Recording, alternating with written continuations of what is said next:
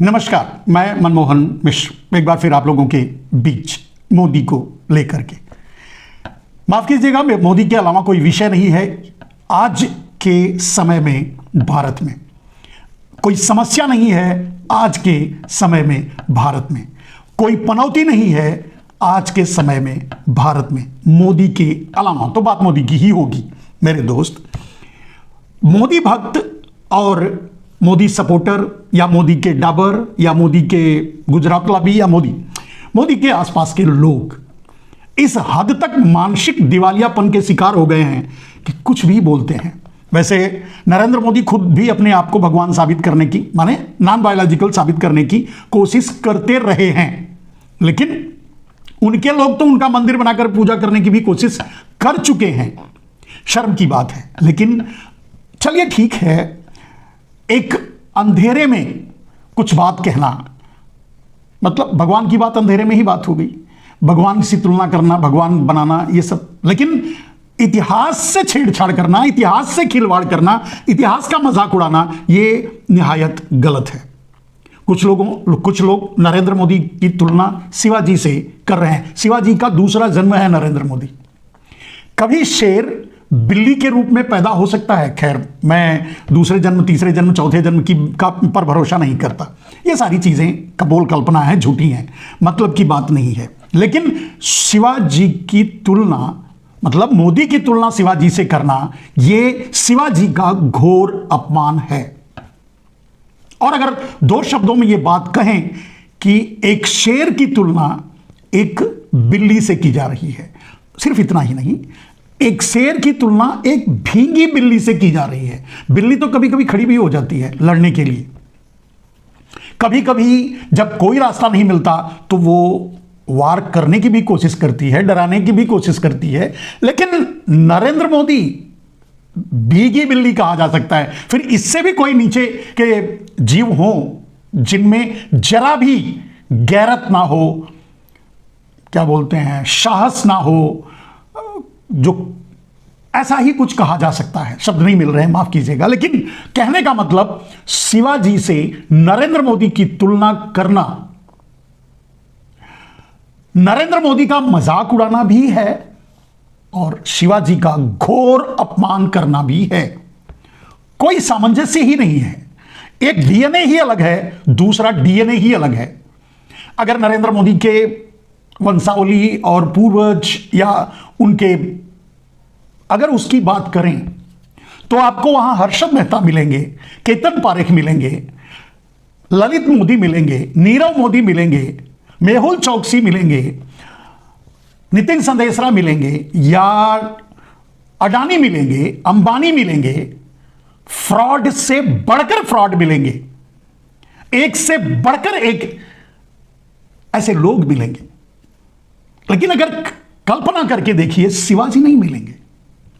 आप इतिहास भी पढ़ लीजिए, भगत सिंह, चंद्रशेखर आजाद या और नहीं मिलेंगे। आप इतिहास पढ़ के देख लीजिए।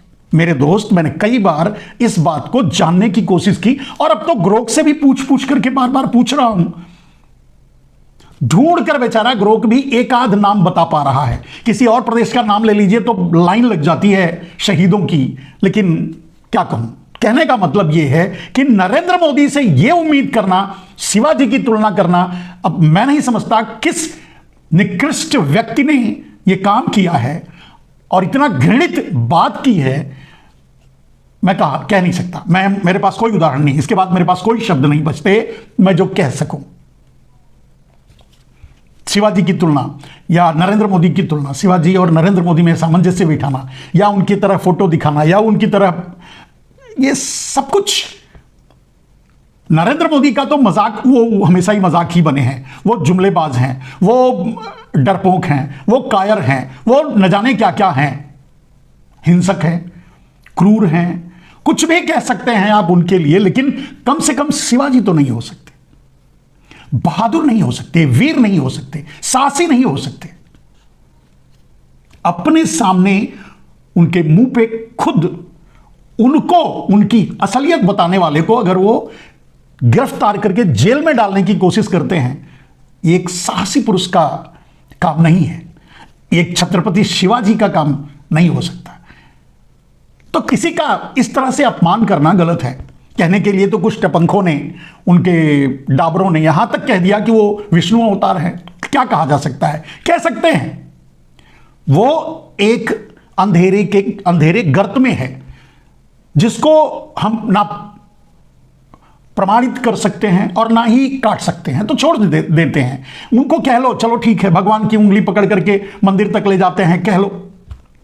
यह अलग बात है कि उसी मंदिर का ट्रस्टी वही कातिल है जिसने कार सेवकों पर गोली चलवाई थी। तो चलवाने वाला यही लोग थे, क्योंकि आज वही ट्रस्ट के मालिक बने हुए हैं। खैर, ये सारी कॉन्स्पिरेसी कभी और तरह से बातें होती रहती हैं। लेकिन नरेंद्र मोदी की तुलना शिवाजी से करना या शिवाजी की तुलना नरेंद्र मोदी से करना शिवाजी का घोर अपमान है। एक वीर की वीरता, वीर के शौर्य पराक्रम का अपमान है। मैंने कहा है मेरे दोस्त, मैं नाम ढूंढ नहीं पाया। मैं नहीं कहता कि ऐसा नहीं होगा, परसेप्शन के लिए कोई हो सकता है, लेकिन इतिहास में मैंने बड़ी कोशिश की ये जानने की कि कितने मोदी, शाह, पारेख, मेहता ऐसे हुए हैं जिन्होंने अंग्रेजों से सीनों पर गोलियां खाई भारत को आजाद कराने के लिए। इसका इतिहास तो मिलता है कि यही बुलाए, यही इनको देश भर में फैलाए, यही ईस्ट इंडिया कंपनी की स्थापना करवाई, लेकिन ये उनसे भारत को आजाद करने के लिए लड़े, ऐसा कोई इतिहास नहीं मिलता। शहीदों की बात कर रहा हूं। महात्मा गांधी अपने तरीके से अंग्रेजों से लड़ाई लड़ी, और ये मैं हजारों साल के इतिहास की बात कर रहा हूं। लेकिन अगर अंग्रेजों की बात करें तो महात्मा गांधी और सरदार पटेल हुए जो अंग्रेजों से आजादी, भारत को आजाद कराने के लिए अपने तरह से प्रयास करते रहे, किए। लेकिन मैं क्रांतिकारियों की बात कर रहा हूं। 7.5 लाख जो शहीद हो गए भारत को आजाद कराने में, अंग्रेजों के इतिहास के अनुसार, अंग्रेजों के रिकॉर्ड के अनुसार, उन 7.5 लाख में शायद ही आपको कोई एक नाम मिले जो अंग्रेजों के फांसी चढ़े, गोली खाए, शहीद हुए, ऐसा आपको नहीं मिलेगा। और ना ही, जबकि एक आध नाम ऐसा ढूंढोगे, अब ग्रोक से पूछते हैं तो पता चलता है, ढूंढ डाला, इतिहास तो नहीं मिला, लेकिन एक आध नाम ऐसे मिल जाते हैं, कभी मिल सकते हैं, जो नहीं तो किसी भी बॉर्डर से मैं नहीं समझता कि आप अपनी उम्र के अनुसार याद करके देखिए, क्या कभी आपको ऐसा सुनने को मिला कि किसी बॉर्डर पे कोई मोदी शहीद हो गया, कोई शाह शहीद हो गया, कोई मेहता शहीद हो गया, कोई पारेख शहीद हो गया और उसका जनाजा गुजरात गया हो? देश के कोने कोने में, इवन नेपाल तक आपको शहीदों का जनाजा जाते मिल जाएगा। कोने कोने में मिलेगा, हिंदू मुसलमान का मिलेगा, सिख ईसाई का मिलेगा, पूरे देश का मिलेगा, लेकिन इनका नहीं मिलेगा, नहीं मिलता है। और आजादी में भी बढ़ चढ़कर हिस्सा लिया था मुसलमानों ने देश को आजाद कराने में। तब बंटवारा नहीं हुआ था, बंटवारा भी तो यही लोग करवाए, इनकी ही कॉन्स्पिरेसी थी, इनका ही, जो आज सत्ता में है या जो पीछे से सत्ता को चलाने की कोशिश कर रहे हैं। तो मेरे दोस्त, कायरों की जमात से कोई शेर निकलेगा सवाल ही नहीं उठता। और ऐसे लोगों की तुलना अगर कोई शिवाजी से करेगा तो ये ना सिर्फ शिवाजी का अपमान है, भारत का भी अपमान है, भारत के शौर्य का अपमान है, भारत के इतिहास का अपमान है, ऐसे वीरों का अपमान है, चंद्रशेखर आजाद, भगत सिंह, अशफाक उल्लाह खां, या ऐसे लोगों का अपमान, सुभाष चंद्र बोस, ऐसे लोगों का अपमान है जो देश को आजाद कराने के लिए शहीद हो गए। कालांतर में देश आजाद हो गया। आजादी के बाद से ही अगर आप रिकॉर्ड उठाकर देखेंगे, हर्षद मेहता से लेकर उसके पहले, उसके बाद आज तक, well organised financial fraud, institutional fraud करने वालों में इनका नाम बहुत ऊपर आपको मिलेगा। अगर आप ये कहें कि कहीं कोई मोदी शिवाजी बन जाए, ये असंभव है, लेकिन कहीं मोदी नीरव मोदी बन जाए, ललित मोदी बन जाए, हर्षद मेहता बन जाए, केतन पारेख बन जाए, नितिन संदेशरा बन जाए, बन सकता है। और इनके इतिहास को जब देखोगे आप तो इन्हें देश से भी कोई प्रेम नहीं रहा है। ये देश के कानून का सामना नहीं करना चाहते। ये देश के प्रति इनके अंदर राष्ट्रवाद नहीं है, अवसरवाद है। लूट रहे हैं, खा रहे हैं, मस्ती कर रहे हैं। जिस दिन कानून का शिकंजा इनकी तरफ बढ़ेगा, ईडी, सीबीआई, आईटी इनकी तरफ बढ़ेगी, तो ये देश छोड़कर भाग जाएंगे। वैसे भी आम बेचारे गुजराती, उनके लिए तो ये चोर भी उनके लिए कुछ नहीं कर रहे हैं। वो बेचारे तो डांकी बनकर दूसरे देशों में पिट रहे हैं, पिटवा रहे हैं, मर रहे हैं, मरवा रहे हैं, हथकड़ी पहनकर वापस आ रहे हैं। उनका भी ये नहीं है। माने एक गुजराती के साथ भी नरेंद्र मोदी या मोदी के लोग या मोदी जैसे लोग नहीं खड़े हैं, उनका भी साथ नहीं दे रहे हैं। तो इनसे वीरता की बात करना या शिवाजी की तुलना करना ये एक निकृष्ट कार्य है मेरे हिसाब से, मेरी समझ से। ये नहीं होना चाहिए। मेरे दोस्त, इस विषय के बाद अब यहां इस बात को छोड़कर आगे बढ़ते हैं। मेरे दोस्त, सोशल मीडिया में इस समय बहुत जोर शोर से एक बात चल रही है कि आरएसएस चाहता है नरेंद्र मोदी को हटाना और आरएसएस चाहता है योगी आदित्यनाथ को भारतीय जनता पार्टी का अध्यक्ष बनाना। जितने भी लोग इस बात में विश्वास कर रहे हैं, जितने भी लोग इस बात को मानते हैं, जितने भी लोग इस बात को सोशल मीडिया में डाल रहे हैं या समझने की कोशिश या जानना चाहते हैं, उनके लिए मेरा एक संदेश है। आरएसएस अपना कट्टर दुश्मन मानता है योगी को। यह बात मैं जानता हूं और मैं अच्छी तरह जानता हूं। नरेंद्र मोदी, अमित शाह, गुजरात लॉबी योगी को अपना कट्टर दुश्मन मानती है, वो ठीक है। लेकिन जब आरएसएस की बात आती है, आरएसएस कट्टर दुश्मन, मैं कहता हूं कट्टर दुश्मन मानती है योगी को। और ना तो पहली बार और ना तो दूसरी बार योगी, आरएसएस के चलते योगी मुख्यमंत्री नहीं बने। योगी अपनी कैपेबिलिटी और अपनी एबिलिटी और अपने हठ योग के नाते वो मुख्यमंत्री बने हैं। जहां हैं वो अपने हठ योग के नाते हैं। मोदी आरएसएस के नाते नहीं है। कुछ और कॉन्फ्लिक्ट्स को मैं क्लियर कर दूं, क्योंकि मैं बड़े अंदर तक इन लोगों को जानता हूं। मेरे दोस्त, आरएसएस किसी भी संगठन को, चाहे जग्गी वासुदेव का संगठन हो, चाहे मतलब मोदी के खड़ा किए गए किसी भी संगठन या किसी भी व्यक्ति विशेष, जैसे जग्गी वासुदेव हो, जैसे राम रहीम हो, जैसे आशाराम हो, जैसे मुरारी बापू हो, जैसे और भी बहुत से, जैसे श्री श्री रविशंकर हो, जैसे बाबा रामदेव, माफ कीजिएगा, लाला रामदेव हो, इन लोगों को अपना कट्टर दुश्मन मानती है आरएसएस, देखना नहीं चाहती। और यही सच है। ये नरेंद्र मोदी के खड़े किए और नरेंद्र मोदी के पैसे से, नरेंद्र मोदी के लूट का माल से बने ये लोग हैं। अगर इनका इतिहास भी देखोगे तो इनका प्रादुर्भाव भी 2002 के बाद ही हुआ है, जितने नाम मैंने लिए हैं। और इनके पास पैसे अकाध आए भी हैं। तो जब आप तलाशेंगे, जानने की कोशिश करेंगे, तो सबका सब नरेंद्र मोदी के थ्रू और गुजरात से ही पैसे आए हैं इनको इस लेवल तक पहुंचाने के लिए। इसीलिए मैं कहता हूं कि पतंजलि हो, चाहे श्री श्री रविशंकर का संस्थान हो, चाहे आसाराम, चाहे मुरारी बापू, चाहे योगी जग्गी वासुदेव, सबका, या राम रहीम, या जो भी, ये सबका असली मालिक अगर कोई है तो नरेंद्र मोदी हैं। उन्हीं के ब्लैक मनी से ये सब कुछ खड़ा हुआ है। ये सच है। और इस सच को धीरे धीरे देश आज नहीं तो कल समझेगा। अब तो धीरे धीरे लोग बोलने लगे हैं, समझने लगे हैं, लेकिन समय लगेगा, वो अलग बात है। इसलिए मैंने कहा कि किसी भी कीमत पे आरएसएस योगी को ना मुख्यमंत्री देखना चाहता है ना, और जब मुख्यमंत्री देखना नहीं चाहता तो वो कैसे चाहेगा कि वो भारतीय जनता पार्टी के राष्ट्रीय अध्यक्ष बने। हां, अब देखिए चाल, ये नरेंद्र मोदी और अमित शाह की चाल हो सकती है कि योगी को मुख्यमंत्री पद से हटाकर भारतीय जनता पार्टी का राष्ट्रीय अध्यक्ष बनाया जाए। और अगर मुझे अच्छी तरह मालूम है, मैं जानता हूं, ये मैं चैलेंज कर सकता हूं कि ये किसी भी कीमत पे नहीं होगा, क्योंकि ये योगी खुद स्वीकार नहीं करेंगे। क्योंकि योगी को पता है उनको रास्ते से हटाने का ये षड्यंत्र है। अगर उन्हें राष्ट्रीय अध्यक्ष बनाने की कोशिश किसी भी नाम से, ये आरएसएस नहीं करेगा, लेकिन अगर नरेंद्र मोदी और अमित शाह ये करना चाहेंगे, कर रहे हैं, सोच रहे हैं, तो उनका प्लान है योगी को रास्ते से हटाना, राजनीति से बेदखल करना। ये इस लाइन पे काम करेंगे और इस बात को योगी भी समझते हैं। योगी आज से नहीं, जब योगी सांसद थे तब से ये सारी बातें समझते थे। कुर्सी पर आने के बाद बहुत से बदलाव हुए, बहुत जगह समझौते किए उन्होंने और बहुत नरम पड़े, वो अलग बात है। सत्ता के लिए आदमी इस तरह से उसमें बदलाव आते हैं, बात अलग है। लेकिन यह सारी सच्चाई योगी को भी मालूम है।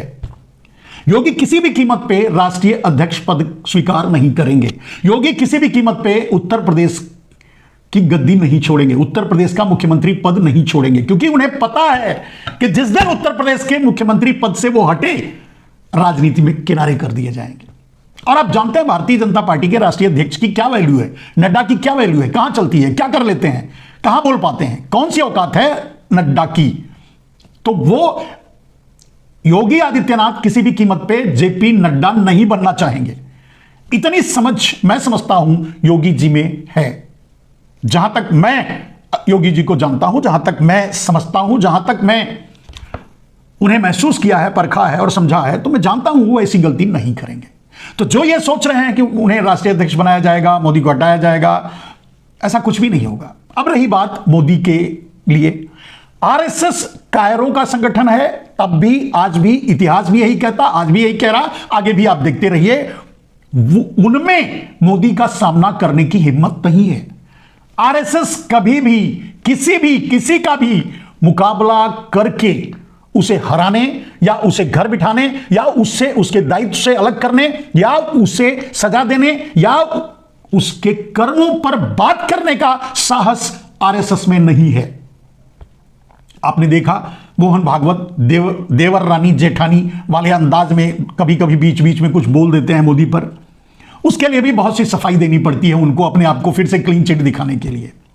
गुजरात लॉबी के चरणों में पड़े हैं मोहन भागवत, उनकी कोई औकात नहीं है और आज नहीं कभी भी कुछ नहीं कर पाएंगे। मोदी को हटाने की ताकत या तो जनता के पास है और या तो अब बुरी तरह से अडानी के मामले में नरेंद्र मोदी अमेरिका के चंगुल में फंस गए हैं। यह उनकी राजनीति का अंत करेगा और होकर रहेगा, यह देखिएगा, यही होगा।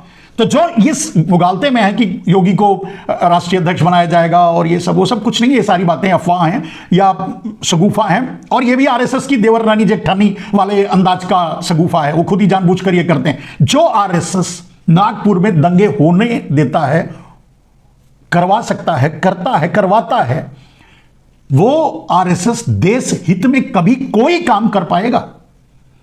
जो आरएसएस विरोध किया हो भारत की आजादी का, जो आरएसएस भारत के बंटवारे के लिए जिम्मेदार हो, वो आरएसएस हिंदू मुसलमान करके मोदी के साथ मोदी को फायदा पहुंचा सकता है।